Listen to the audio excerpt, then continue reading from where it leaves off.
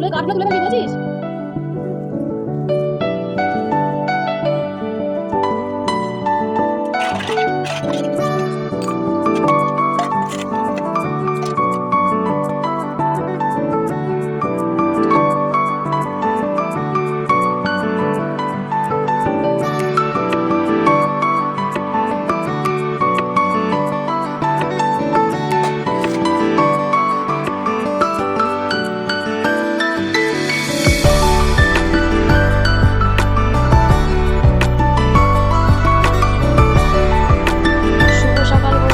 আশা করছি সবাই খুব ভালো আছো।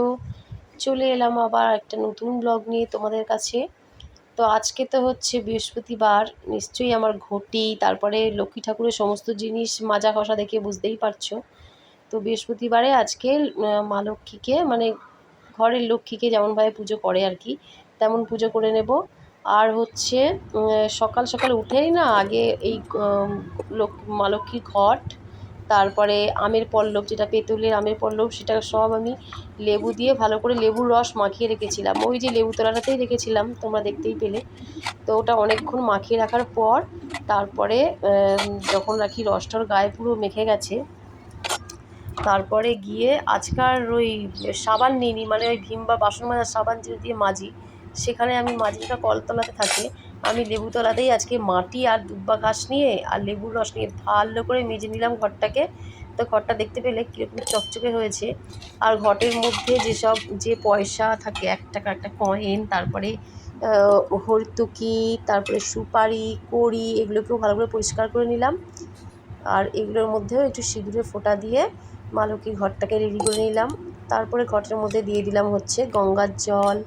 তারপরে আর মা লক্ষ্মীর তো সাদা ফুল পছন্দ, কিন্তু সাদা ফুল এখন বাড়িতে, সাদা ফুল বলতে ওই টগর ফুল আছে, তাও ওই ছোটো ছোটো মানে চায়না টগর, এমনি টগরগুলো একটু বড় হয়।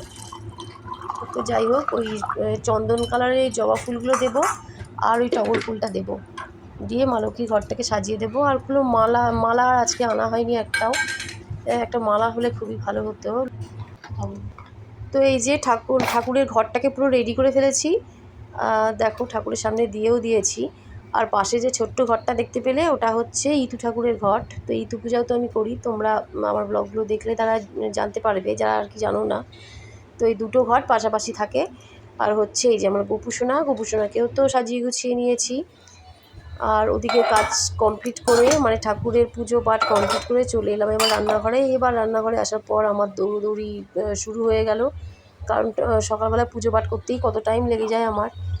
তো যাই হোক, চা ফা তো খাওয়া হয়ে গেছে, দেখতে পেলে এখানে চায়ের কাপ মানে এটাই ওটাই সব নোংরা হয়ে রয়েছে। আর সকালবেলায় রুটি করার পরে গ্যাসটা এত নোংরা হয়, তো গ্যাসটাও পরিষ্কার করতে আমার প্রচুর টাইম লেগে যায়। তো রান্নাবান্নার আগেই আমি একবার গ্যাসটা পরিষ্কার করে নেব ভালো করে। যে আটার গুঁড়োগুলো চারিদিকে পড়ে আছে সেগুলো সব পরিষ্কার করে তারপরে রান্না করব। তো দেখো, এই যে ভেন্ডি আলু তরকারি করেছি, এটা দিয়ে রুটিও খাওয়া যাবে, ভাতও খাওয়া যাবে। তো একদম মানে একটু লাল লাল করে ঝাল ঝাল টাইপের করেছি, পেঁয়াজ রসুন এসব দিয়ে।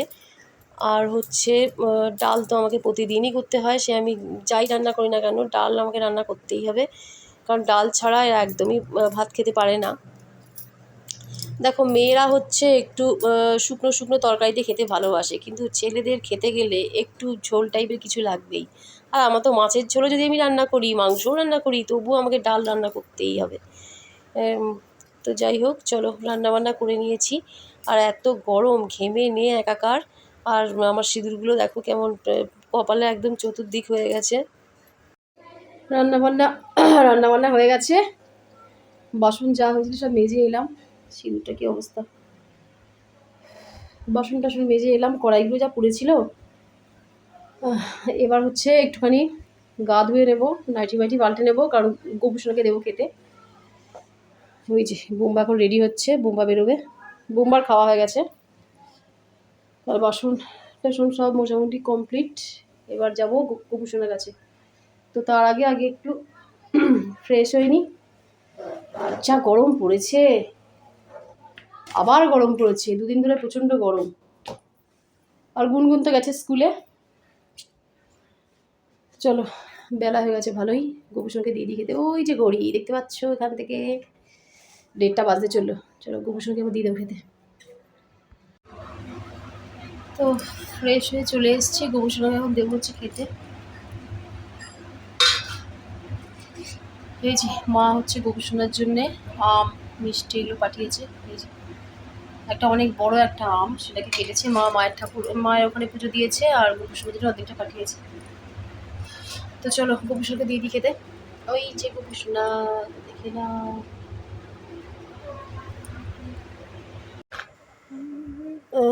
শুভ সন্ধ্যা বন্ধুরা।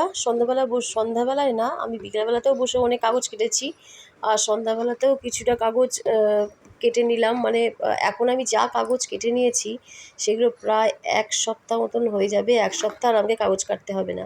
আর এখন একটু কদম বসিয়ে নেব, যেটুকু চাঁদমালা আছে বাকি তার মধ্যে কদম বসিয়ে কাজগুলো কমপ্লিট করে নেব।